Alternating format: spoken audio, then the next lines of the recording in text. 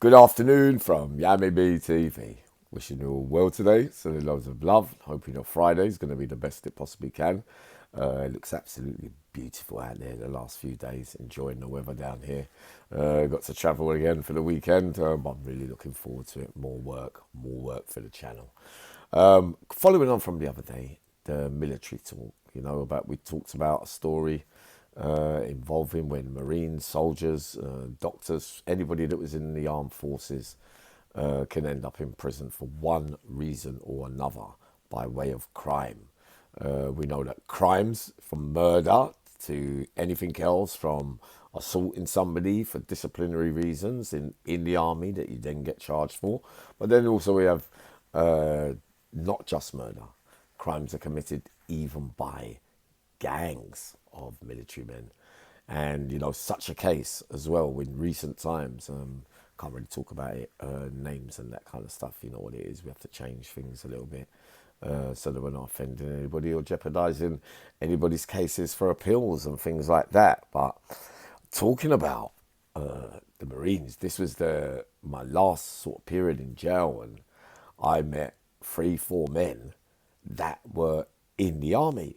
So they were serving, but during those nights in the barracks, when everybody's supposed to be getting to sleep, getting up for your marching the next day and all the work that you do, that to make you a good soldier. And they were going out every night, committing robberies. I mean, robberies of all kinds. Like, so you got a gun, basically, not much different to those awful crimes that I committed way back in the day. The jumping over counters in the middle of the night, really scatty stuff, without big money involved, basically to get what you want, and extreme measures to go and get it.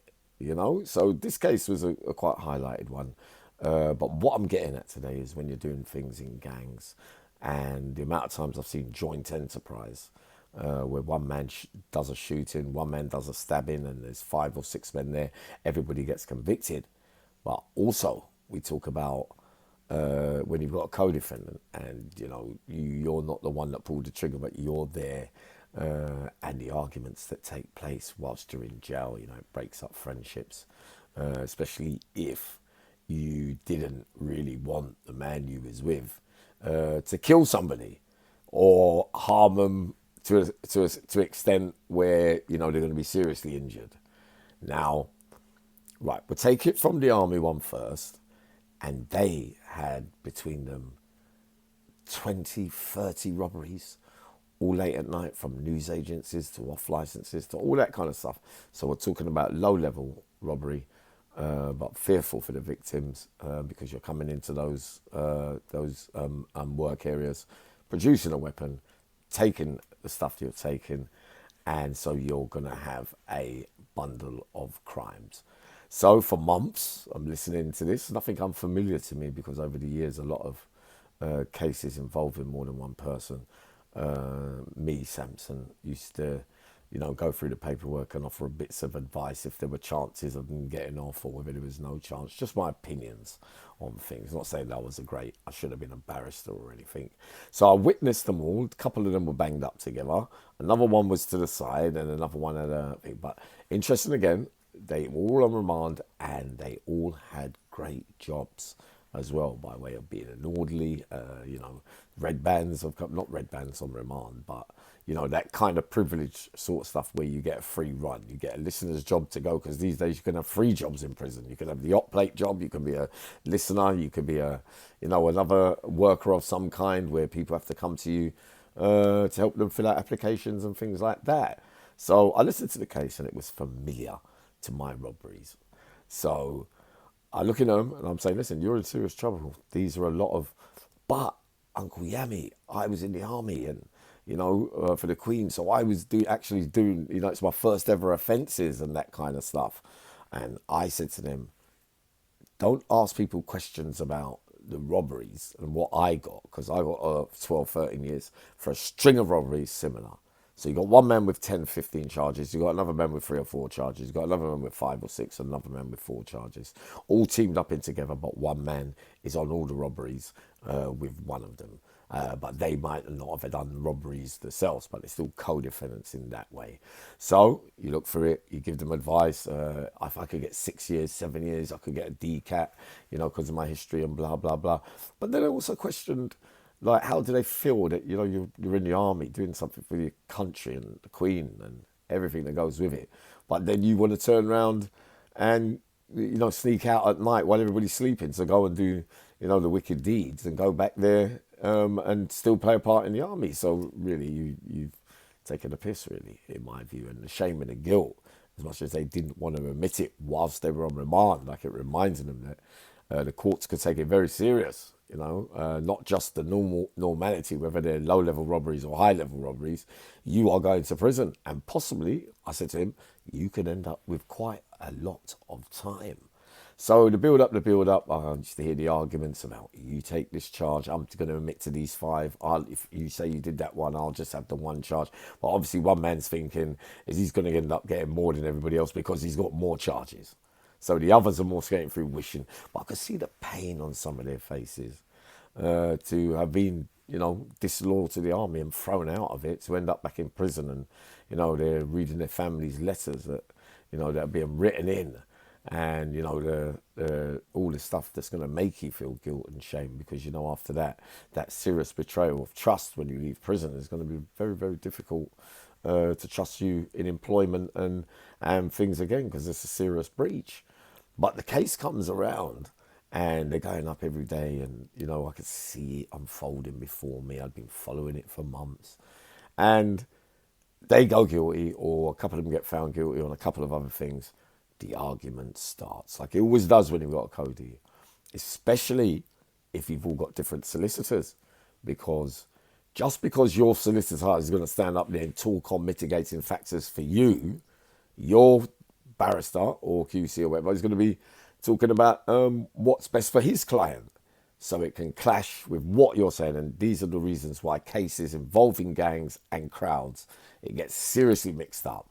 Because you can't say to another, and you can, say that bit for me. And so he might be saying that, and it's going to put his sentence into question to make it higher or whatever. A lot of people, when whoever's done it, take the blame and take what's coming. So they came back from court. I'm out on the landing, and they've all gone behind the door, and all of them have gone into the cell, argued it all out.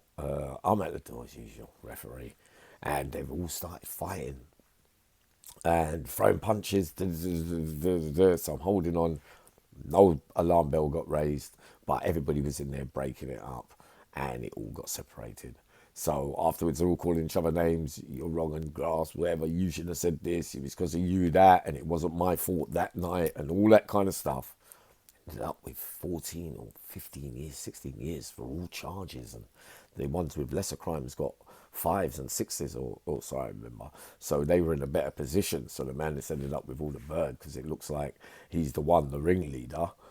He's got the raving hump because he's believing he wasn't, and he believing he's had to take the fall for everyone. But just that case alone reminded me of loads and loads back in the day.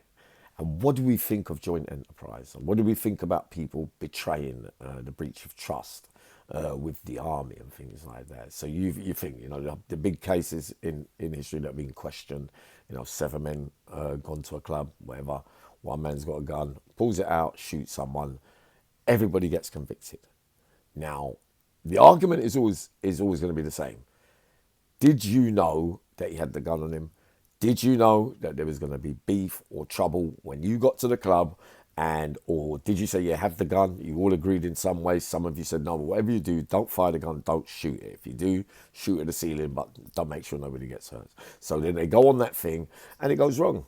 Man fires the gun, man's dead, and man's dead, sadly. You go to Crown Court, all of you are convicted.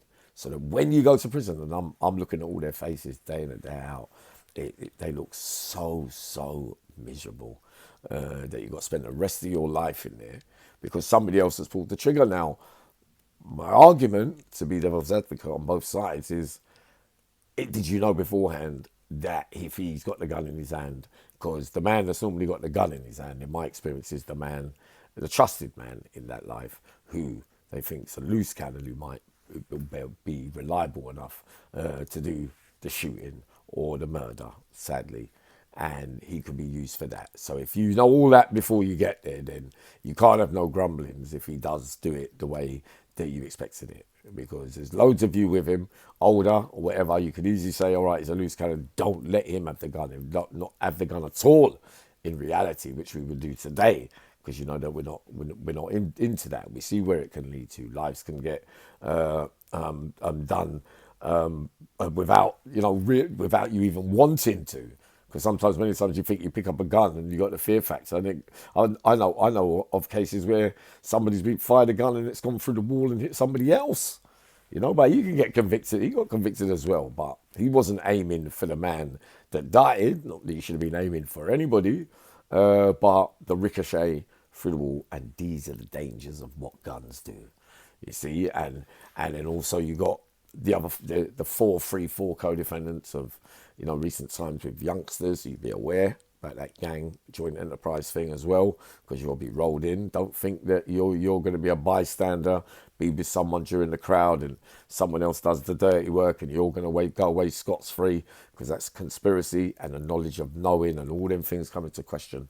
But a lot of the time, if you're there, there's not many excuses you can make unless you've turned up at that time. Because then I remember another case where there was an event that goes on in London every year around about summertime, and it's like a festival kind of thing, and we all go there. We used to. I've only been a couple of times in recent months, in recent years, and a man, a murder happens. Sadly, they get away from the scene of the crime. Body's left there. Another man gets involved. Further down the line, that we just had a little problem with my man, but we killed him, sadly, and he's gone back to investigate the body, to have a look to see if what they were saying was true. Goes back there, got convicted as well, but wasn't there when the murder happened. How sad is that in a way? But he wanted to have a look to see if what a dead body looks like. Basically, if you get fascinated by some of that stuff. Thankfully, I was never really into seeing dead bodies. Quite frightening, really, the thought of it. But again, when they're in jail together, stop talking. All the arguments, his fault. If he would have done this and he wouldn't have done that, and if he would have gone to court and been a bit thing. But the argument would always be that the man that done it, you're going to have very, very much as you might get well done and all that during that life. When it happens, you all end up in prison. You become the one that's going to get all the blame. Because every time they look at you, they're going to realise it was because you done the deadly deed that they've got to do their sentences. But do we believe in joint enterprise? Do we believe that it's right? So the only conclusion I can come to, or to a kind of conclusion, is that prior knowledge, if you're going there, you're expecting trouble, it could go off, and you're there and battle commences, joint enterprise, because you're there, you're egging it on in some way, you're there in the background looking fearful, so you're playing a part in it. That's the way that I see it. But without the knowledge, right? They have a famous case where another murder, sadly, they go out, man gets beat up by a bouncer outside the front door, and gets disrespected, dragged out of the club, thrown on the floor outside, right? It's not a nice feeling. I can remember it happened to me back in the day, way back in the day, but I wanted to go outside and scrap. I even run back in the club. It felt hurt, being wrapped up by bouncers. It reminds you of prison, thinking they're prison officers, that they can just jump on you and do what they want. I took it quite badly. But this man phoned his brother or his family, and said, listen, I've got problems, mate. I've been done, they've taken the mic, blah, blah, blah. If there's another guy, we got problems. We got to go down to this club. Go, run down. Everybody runs down to the club. You phoned another man and said, listen, come, ready. Got down there. Sadly, big fight develops, and a man sadly again gets stabbed, and everybody gets arrested, conspiracy, and you all end up in court again, the Old Bailey. But everybody, in their statements and everything, you're saying, but there's phone calls afterwards. You say a man's gone to a lady's house after, oh shit, we've killed a man, the panic, I've got to get rid of my clothes and all that. What happened? What happened? She said, and he says, oh, it was that madman, man. And if I wouldn't have brought him, this would have never happened. But hold on, you phoned him because you knew, or because of what you know from him. You know, if you call for him, his role play, and the way he feels about himself with that belonging sense of thing, that you're the man. I'll call him for the violence. Like I used to feel happy if they called me and I wanted to go and people please and produce, in that life, terrible bits of violence. It all goes wrong. But yeah, now you're telling everybody it was because of that madman I got like, and then you're in jail. And they get all three of the other people got off that case because they got afraid and they actually got other time and all that. But the man's got to be in there now, and he's thinking, not my argument, but you end up down there because you wanted to be a friend and be loyal. You're the only one that ends up doing life. So in all sides of the coin, they got probably lucky out of that. But again, another man, way back in the day, goes with another man and goes to rob a supposed drug dealer. And the door opens, pick up the gun, but you've only got the gun, the shotgun, as a frightening fear factor, but it goes off. And it goes off accidentally. Man dead. Arguing in the court case, always remember this as well, which is why you can't get involved. These serious cases, when you get to Crown Court, a lot of backstabbing and backbiting, a lot of behind the scenes. My solicitor said that, he said that, well, I'm not agreeing with that, and blah, blah, blah, blah, blah. So then you end up in the dock. If it both goes wrong, you end up fighting with each other in the dock. So, do I? Spoken a bit too much today, feeling good today. Be back up after. But do we think it's right? Is it right that you can disgrace the army by going out barracks at night committing crime? What was the one? Joint enterprise. Who's right? Who's wrong? Should it be changed? Do we have to walk the walk because we're already part of it? It's all right playing the blame game after, which you especially when you go to the places some of us have been.